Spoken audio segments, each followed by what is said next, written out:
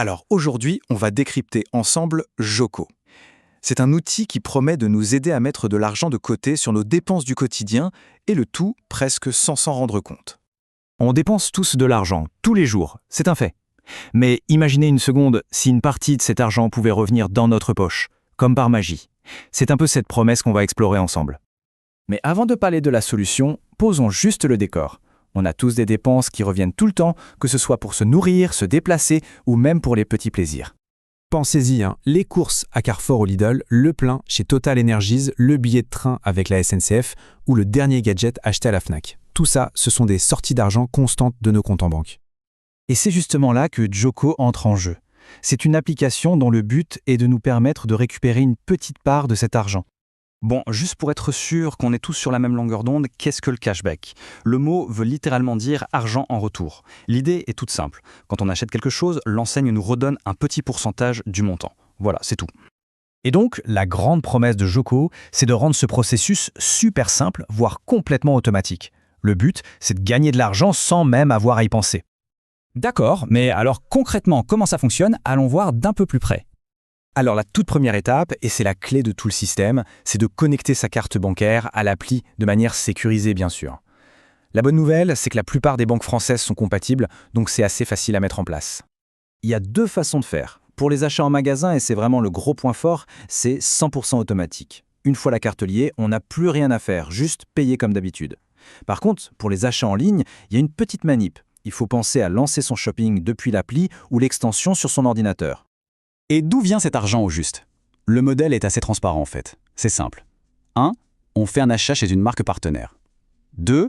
La marque, qui est contente d'avoir fait une vente, donne une commission à Joko. Et 3. Joko partage cette commission avec nous. Tout le monde y gagne. Ok, passons à autre chose, parce que Joko, ce n'est pas que du cashback. L'application se présente plutôt comme une sorte d'assistant pour gérer un peu ses finances. En fait, c'est un peu un copilote. En plus de la cagnotte, l'appli va chercher automatiquement les meilleurs codes promo quand on fait du shopping en ligne. Elle peut stocker toutes nos cartes de fidélité, ce qui allège bien le portefeuille, et elle donne même une vision assez claire de nos dépenses. Bon, la théorie, c'est bien beau, mais dans la vraie vie, ça donne quoi? Écoutons un peu les retours des gens qui l'utilisent au quotidien. Ce que dit Juliette, ça résume parfaitement la promesse de base. La simplicité, le côté sans effort, l'idée d'une cagnotte qui grossit toute seule sans y penser, c'est vraiment ça l'argument principal. Et puis, il y a des résultats qui sont assez bluffants. Prenez Sarah, par exemple. Elle dit avoir récupéré 700 € en moins d'1 an. Ça montre que le potentiel de gain n'est vraiment pas négligeable. 700 €. Oui, 700. C'est quand même une sacrée somme, surtout quand on se dit qu'elle a été accumulée juste en faisant ses achats de tous les jours. Mais comment on arrive à une telle somme? Eh bien, c'est la magie des petits ruisseaux qui font les grandes rivières. Un billet de train à 300 € peut rapporter 1,50 €. Une nuit d'hôtel peut être 9 €. Un simple changement d'abonnement, ça peut monter jusqu'à 40 €. Chaque petite transaction ajoute sa pierre à l'édifice.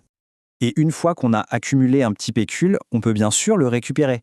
C'est très simple. Soit on demande un virement direct sur son compte en banque, certains disent même que c'est instantané, soit on transforme la somme en carte cadeau.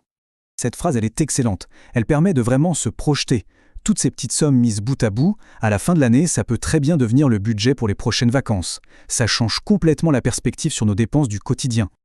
Et ça nous amène à la question finale, finalement. En transformant juste une petite fraction de nos dépenses obligatoires en épargne, quel pourrait être l'impact réel sur nos projets, comme un voyage par exemple? La question mérite d'être posée.